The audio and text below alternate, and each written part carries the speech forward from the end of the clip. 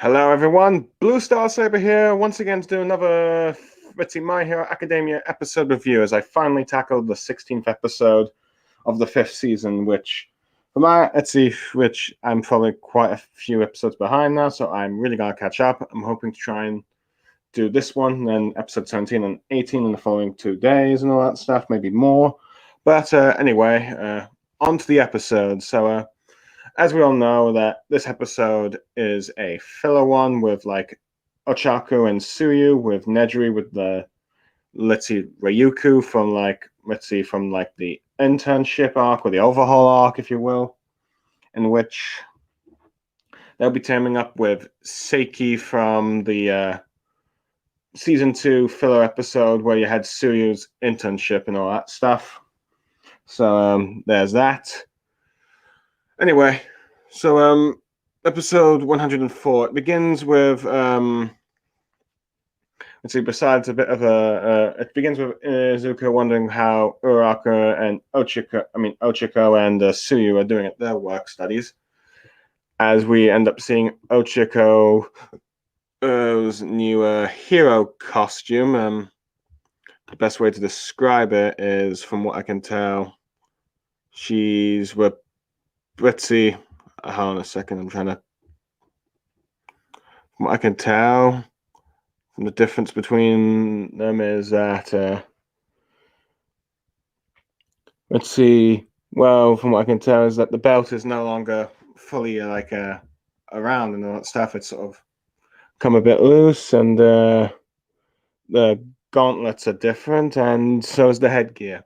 I think I've seen some people comment that the headgear kind of reminds them of Midoriya's bunny ears kind of thing, since Midoriya did that to try and make himself look a bit more like All Might. So I guess that might be. So I'm not sure if that might be a bit of a stretch, but heck, some Asuka Midoriya shippers will probably be happy about that if that's what they think. But anyway, yeah, I've probably mentioned that the episode's called Long Time No See Seke, or the 104th episode on that stuff. So anyway, she's revealing her new look to Suyu, Ryuku, Nejiri, as well as Ryu's sidekicks. One of them I thought was Reiko Yanagi, but that seems to be a mistake because of the masks they had and all that stuff. But because it looked like they had the same masks, but they have different costumes. But anyway, Nejiri ends up asking her why she changed her costume, and Uraraka thinks back to her. When she tried to help Midori from the joint training match, and ends up blushing and dodging the question, though Suyu clearly can tell what's going on, because she clearly can tell that she's in love with Midoriya. Anyway, Ryuku's hosting a small welcoming party to celebrate the students' first day back. And during which they end up watching the following day, they end up watching a news report about in Catherine that's caused by an explosion from an illegal trigger factory, which seems to be a drug that, enhance the chemicals like the ones that you got from the overhaul arc. And from my understanding, trigger seems to be what they used from the and it's also from like the Vigilantes manga, and I guess also as well as the overhaul arc. And it seems that it's and maybe used for the movie, from what I could tell. I could be wrong, but But then again, I have not seen the movie, so I cannot comment. There's them, Ryuko hoping that the explosion had destroyed the drug, though she's been told that it's likely. The psychic says it's probably one way to destroy the factory to hide the evidence where it's been taken out. Anyway, we cut to Seiki and his psychic Cyrus and the sailor crew trying to pursue one of the boats. However, they end up using one of the crew members uses a dose of trigger, creates a massive smoke screen to escape. So Seiki decides that with the island location where they're going, that they probably need someone to fly. So they decide to team up with the number 10 hero Ryuk, which let's see, Ryoku again, and let's see, and the girls from UA end up receiving, with Tsuyu thinking about, let's see, Seiki from the last time she teamed up. And they end up, let's see, going to Seika and all that stuff, as he's like, Seika is reunited with Tsuyu, and Ochiko ends up meeting him for the first time, in which he does those, like, that little cute pose thing, which Neidru and Tsuyu find cute, but Ryuko does not find cute at all. Well, it went to the forts and that stuff. But before, let's see, before they go to like do the patrol and all that stuff, Seiki decides to let them have like fun at the beach, and you see Uraka, Tsuyu, Nejiri, and let's see, Cyrus, I believe.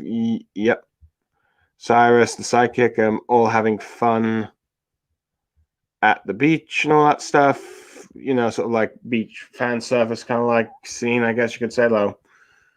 Nothing like on fairy tale level of fan service, but still, let's see, girls at the beach, and let's see, you know, a beach episode, sort of. Okay, briefly beach episode, but while that's going on, Seiki and Ryuko are talking about about the current situation, and the reason why Seiki is having them do this is like let them enjoy the peace so that they can get motivated, you know, keep this peace while it's going on and all that stuff. Let's see. It's the bad guys wouldn't really make a move into dark anyway, as we see from the cave that, yeah, they aren't preparing to move into dark, as they're carrying calls from the clients, just that, let's see, and all that stuff since, was one of the crew members suggests calling a client since the heroes and Coast Guards are on guard, but the others advise against it and just use the, like, serum if things get wrong. Anyway, the patrol ends up beginning with Uraka and Tsuyu joining Seiki and his crew, while Ryuko and Nejiri sort of patrol the skies, and eventually that splits between Seiki and Tsuyu going underwater, while Uraka and Cyrus staying on the ship for standby and all that stuff. So it's sort of like a group of heroes being split into two teams with three teams of two with Ryuko and Nejiri, Uraka and Cyrus, and Tsuyu and Seiki. And we get a reminder of like everyone's quirks. You know, Ryuko Dragon Lady transforms dragon. Let's see, Nejiri Charge Beam. She can use electrical energy beams and all that stuff. Let's see, Seiki is a sea lion quirk. It's sort of like it's like the abilities of a sea lion and to radar, and wow. Cyrus has like big ears, which allows her to hear things that humans can't and all that stuff. Anyway, eventually Seiki lands on the boat and ends up knocking out, let's see, the smokescreen dude as they're giving chase and all that stuff, and ends up knocking another guard who was steering the ship. And it looks like just as things seem to be taken care of. However, it's revealed that the cargo at the back they have is a plane as it begins to fly out and all that stuff. Tsuyu attempts to stop it with her tongue, but fails to do so. However, with Ryuko and Nejiri trying to pursue it, but they're not fast enough. Let's see. With Suki starting to look like give up, though his psychic reminds her that it's not really in him and all that stuff. And after they come up with a plan of sending Uraka, with Cyrus firing a harpoon with Uraka using her gravity to end up going off and flying towards it. Though I believe she ends up being powered up by Nejiro's charge beam, if I'm recalling the episode, to fly closer to the ship. Or is it Ryuko's blowing winds with her dragon winds and all that stuff? But anyway, she arrives on the plane. Sorry, I said ship earlier. And she uses her gravity and Marshall Gunhead's martial arts fighting style to knock out the bad guy.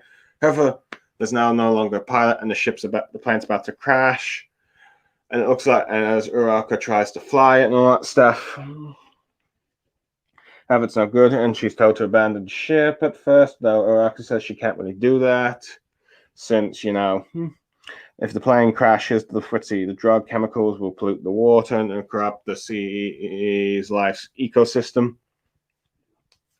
So eventually, the plan goes with like Ryoko saying Uraraka use her gravity on the plane, while Nejiro uses her electric charge thing to like power it down, stop it a bit, while Ryoko also grabs it once Uraraka's like lowered the gravity kind of thing, which Uraraka is first bitty doubtful because of how big the plane is. However, Ryoko tells her that she's a hero and you don't give up and all that stuff.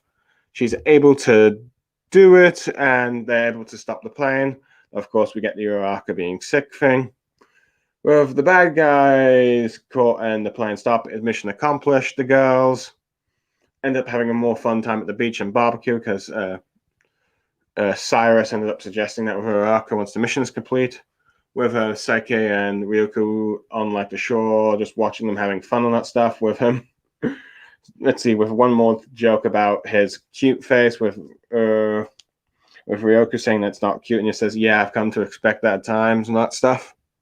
However, we also learned that apparently the smugglers were just curious, who had no idea what the intention of the drugs were for, and the person who ordered used a fake name, and they were heading for Ophron, a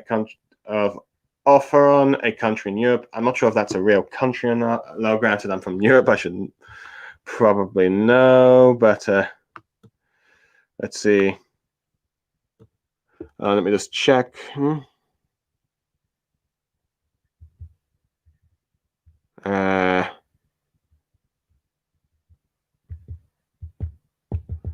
Offer, I'm just gonna search it.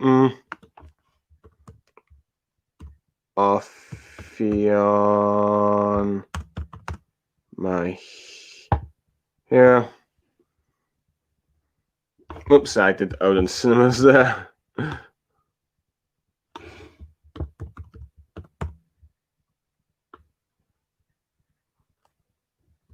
Let's see.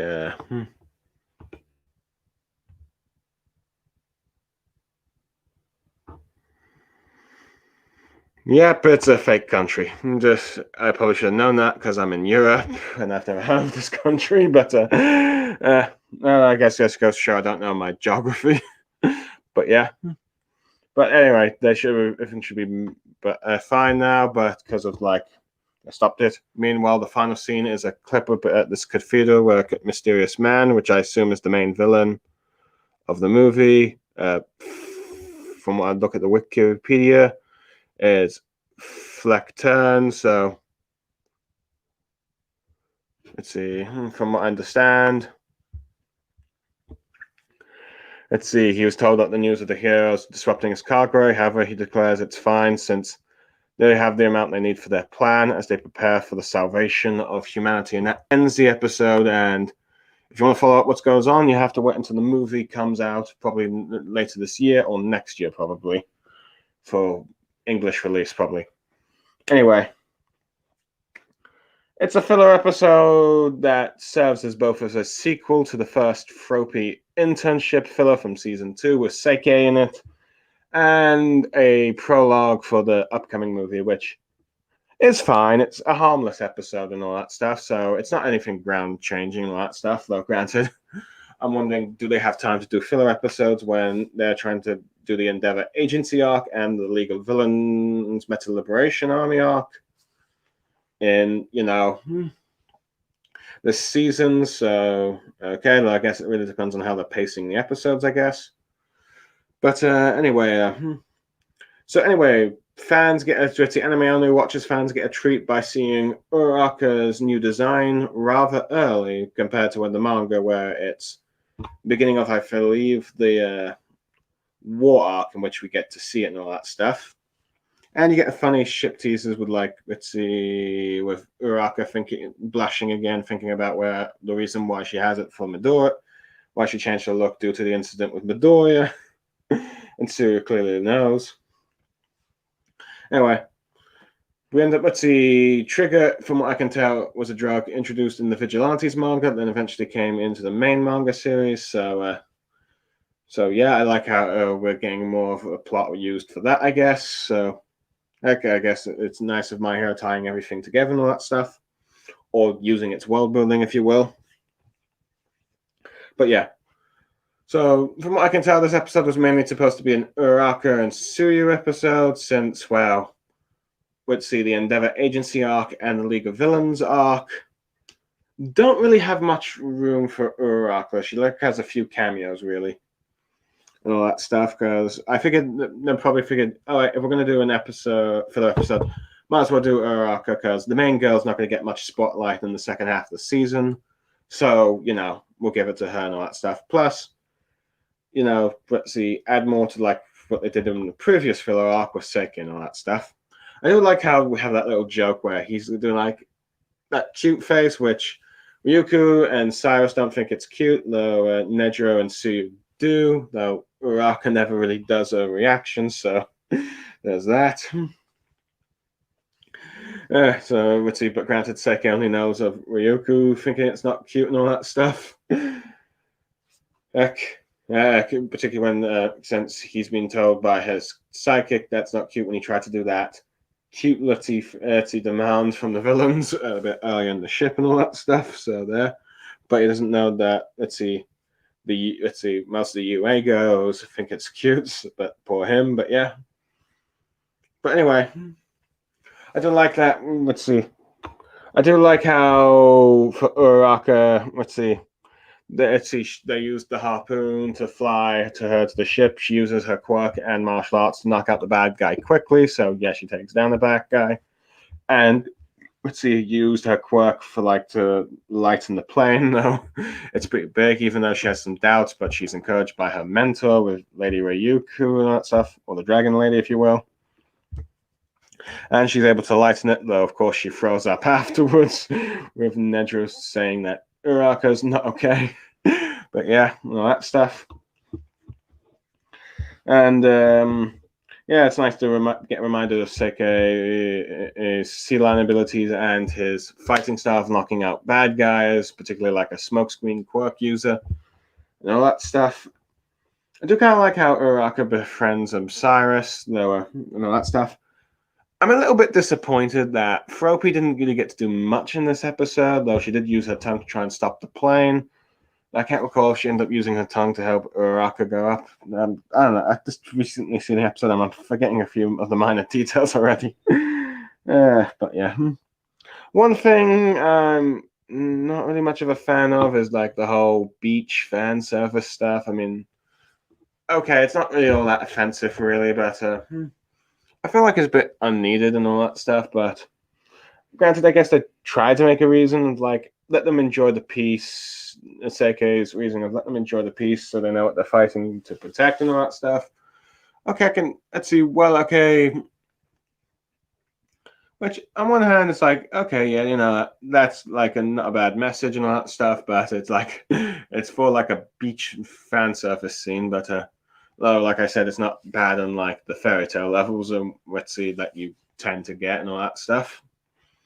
So yeah, that's not. And I do like the tease of the villain for the movie there, though granted I still have no idea anything about this villain because I have not looked up the wikis or spoilers things yet, and I have to wait until the movie starts coming out before I can actually see it. But yeah, overall, let's see, I give this episode a 7.5 out of 10. It's a filler episode. It's a fun filler episode. You get to see Uraraka, Tsuyu, Nejiro, and Lady Ryuko, the girls from the overall arc, who like Maeve said didn't really get much spotlight in that arc because their fight was skipped, but here you got to see them teaming up again and all that stuff. And you also got to see since Uraraka and Tsuyu won't have much to do with the later half of season 5, so this is their episode, so you get that. You get more of some plot with a Trigger being prologue with the movie where the Trigger seems to be a central plot for the movies. Goals with the villain, from what I can tell, has no connection from let's see, All for One. So yeah, no, I remember Margarita criticizing how it seems these movies all seem to have a connection with one. Let's see, All for One and One for All and that stuff. But this time it's not from at least what the prologues and let's see teasers are showing me that's not the case. At the very least, but I could be wrong. But yeah. But it's nice seeing also Seike and Cyrus again from the previous episode from season 2 and all that stuff. So yeah, overall I enjoyed this episode, but I'm ready to see how. Let's see, that does make me wonder how the pacing will go for the rest of the season. Will they have enough time to do all the villain episodes? The villains up, but overall, I'm Blue Star Saber signing off. Plus Ultra. Goodbye, everyone. Thank you for joining me, and goodbye.